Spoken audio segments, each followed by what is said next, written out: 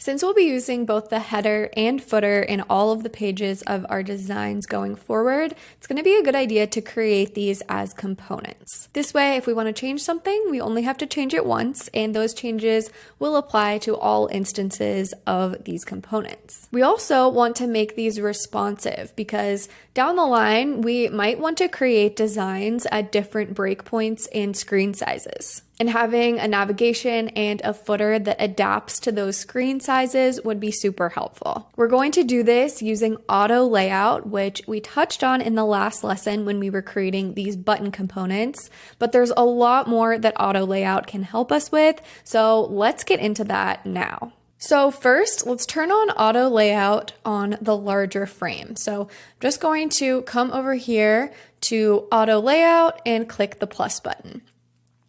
Once we do that, you can see that by default, this larger frame hugs the smaller frame inside of it. So you can see here, this is where you can change the hug property to fixed width, or I'll show you another option that becomes available in a different context in a minute.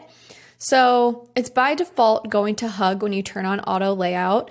And what that really means is if we were to copy and paste this frame, then it's going to continue to hug all of that content within here. And so we can kind of control how it's hugging that with these auto layout properties. So we have these 4 rows here. And as you can see, these 4 rows are separated by 10 pixels. So I can manipulate the gutter between those, or the gap between them. But I can also manipulate the horizontal padding and the vertical padding. And at any time, I can kind of turn off this hug property either by switching it to fixed, or I can just drag out either the horizontal width or the vertical height. And that will automatically switch me to fixed because it's no longer hugging the contents. And I can always switch back to hug. So what happens when you have a fixed frame is you can also manipulate the alignment of the contents. So I'm going to center these here, for example, and we'll kind of make a layout that looks kind of like this. We can also have them pinned to the top left or the bottom right. You get the idea. So now let's get rid of a couple of these. And I'm actually going to turn on auto layout within this inside frame as well. So I'm going to just come over here and click on the plus button. And so here's where that other control comes in. See how once we have auto layout turned on this level, we also see something called fill container. So let's see what happens when we fill the container. We have this frame has actually filled the container, and it will also adapt to all of these padding controls as well.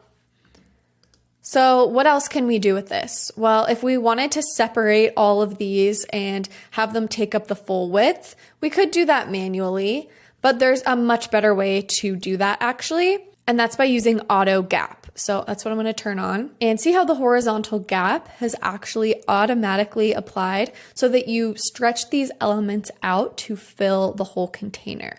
Okay, so let's turn that off and just do 20 pixels between each. And let's position these in the top corner instead and give ourselves a nice even 200 pixels horizontal and vertical space. Now let's just keep adding these circles. So now these are going off the page, which is not exactly what we want. Right now, as you can see, it's actually laying these out horizontally. We could also lay them out vertically, but what we might want here is to actually wrap these. And that kind of combines horizontal and vertical stacking. So if I wrap these, then in the confines of this frame, it will just keep adding them to the next row and the next row and the next row. And this is super helpful for creating something like a product grid, which we'll be doing later in this course. And I want to point out, you can also give a frame individual padding, and you can control that over here with this icon. So if I click there, you can actually give, let's say, the bottom a lot more padding than the top. So that just gives you a little bit of extra control. There's also some more advanced layout settings here. So for example, you can control whether the stroke of an object is included or excluded from the layout. You can control how things are stacked. So if you actually have things stacked like this, then you can go in here and switch up which elements appear on top versus on the bottom of the stack. And you can also control how text is aligned either by the baseline or the middle. Now with all of these auto layout properties we've learned, let's take a stab at designing the header nav and making it responsive for our Fernie site. Taking this step by step, first we're going to create a frame for our header component. So just hitting F again on the keyboard and just sort of dragging out kind of a random size, because since we're going to be using auto layout, the size will kind of depend on what is inside of this frame, and we'll be able to finesse it as we go along. So the most important thing is we just start putting elements in this frame, and then we'll organize them and lay them out accordingly using auto layout. Okay, so let's start by just putting all of the elements inside of this component, starting with the logo. So we don't really have a fully designed fancy logo for Fernie. So I'm just going to hit T, type out Fernie. We use our H3 text for now. Then I actually want to make this a little bit bolder. So I'm just going to exit out of that style, make it bolder, and then I'm going to create outline. So I'm just going to control click and do outline stroke. This way we're kind of treating it as a logo as opposed to text. Okay, so then I will group that together, go to the layers panel, and just name it logo, just to stay kind of organized here. Now we need some links in this navigation. So I'm just hitting T again for text. Maybe we'll do collections. We want to make this our body text style. Let's do collections, clearance, and about. Okay, looking good. Now let's do a button. So we'll go back to our assets, add a button here. We'll make the button contact us. Then we're going to need our cart icon. So we'll just grab that guy. And we also want sort of like a language toggle. So we'll do EN for English and just chuck that right there. And I'm going to actually make this the button text because it is clickable. Okay, so now we have everything we need, but this is not at all responsive. So if I wanted to go put this on one of our pages and I wanted to extend it to this full width, nothing would happen. So we want to apply auto layout to this frame. So first, let's actually name it header and make it a component. Now let's apply auto layout. So I'm just going to come over here, click the plus sign on auto layout. This is turning it on this like full frame level, but we can create different frames within frames and turn on auto layout on each of those so that we can position these exactly how we want them. So for example, I think we want to have this side in a frame and this side in a frame. So this way they sort of are pinned to the left and right, and we can have it be responsive. So I'm going to frame this just by selecting all of the elements. I'm going to control click and go frame selection. Okay, and then we're going to turn on auto layout on that as well. And instead of 54 pixels in between each element, let's just do 24. I'm going to do the same with this, and our shortcut for framing something together is going to be Option Command G. So we've got those framed together. We're going to turn on auto layout. And again, let's just put 24 pixels between these. As you can see, we still haven't pinned anything to any side per se. So I'm going to select on the whole frame. So I'm going into layers to see, so you can see what I'm doing here. And let's name these so that it's super kind of obvious what we're doing. So we're going to name this left side and this right side.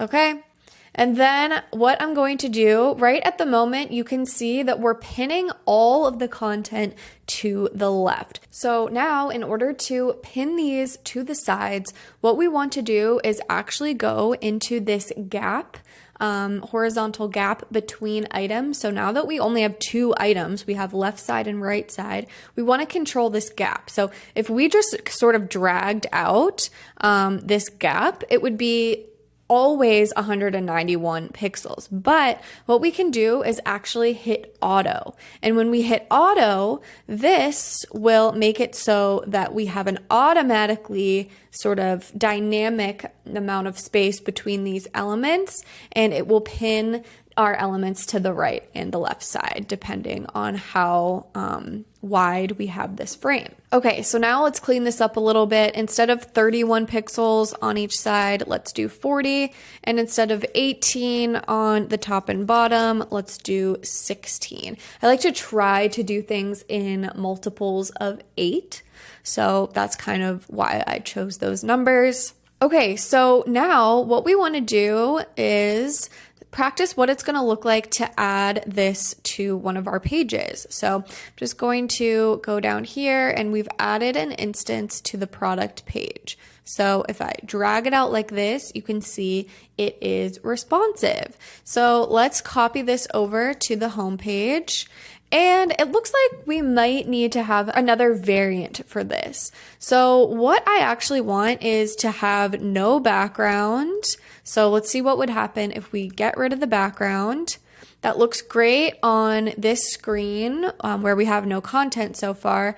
But on this screen, I think we want a variant where all of this is off white instead of off black, just because this is a darker image. So I think it will stand out better. So let's go into this header and hit properties, add variant, and then hit the plus button here. So let's do color off black. And we'll make this one off white. So then, like I said, that sort of shortcut that we had before, I'm going to go over here and do selection colors. Anything that is currently off black, we want to make off white. And anything that's currently completely black is kind of a mistake. So we want to make that off white as well, except we kind of missed the boat on this. So we do need to make that off black. And now I'm going to go in here and clean this up and make that off black. So now this is looking good. Now we can come down here, select on this component and switch it from the variant off black to off white. Now that's looking pretty good, but let's go back to this image and make it even darker, because as you can see, it's a little bit hard to see this area, especially here. So I'm just going to add a fill. It's automatically added a black opacity fill. So I am just going to change this to that off black color, and let's do like 16% maybe. And that's a lot better. It's just so much easier to read this here. So that is looking good. Now, while we're working on this nav, I feel like we need to give it a drop down, because clearance and about, those are just links, but collections, there are definitely categories within those. So let's design what the drop down for that could look like. And then we'll add it as a variant of the component. So I'm just going to hit F on my keyboard for frame.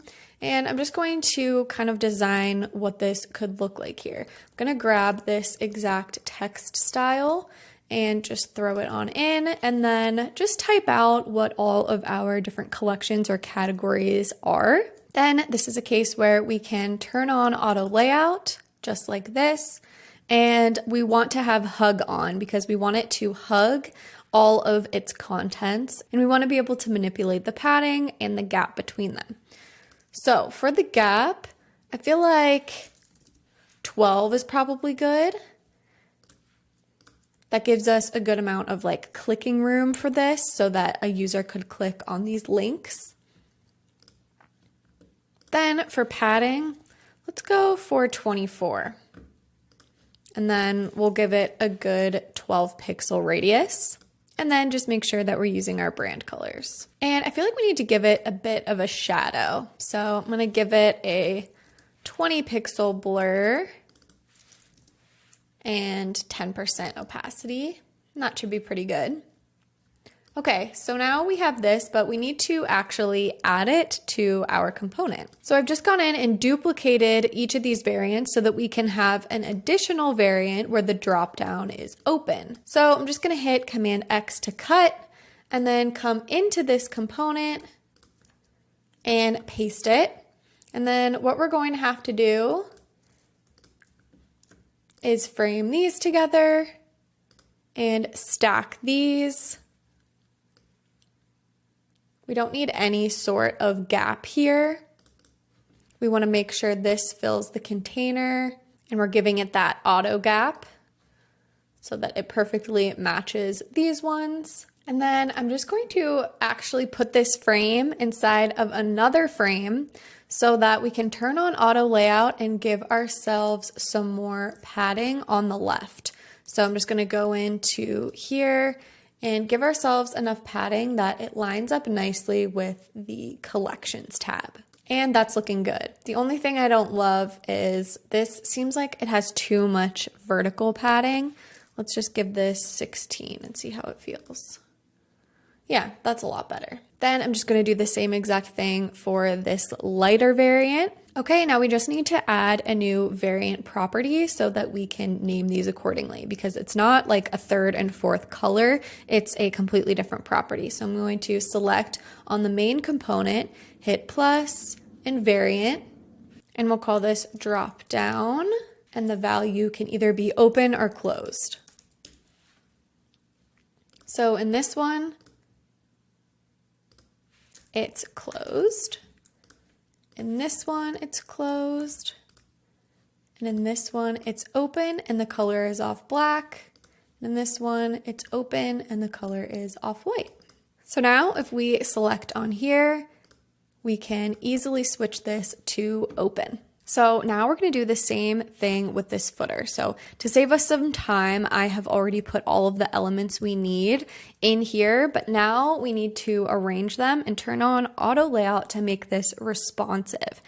Okay, so we have a few different sections here. We have the logo, we have this copyright that we're going to want always at the bottom left, and we have these sections of links. So each one already is in auto layout. So we have a frame, and inside that frame we have the heading, and then we have another frame that is grouping together all of these like link placeholders for now. So we can just call this links.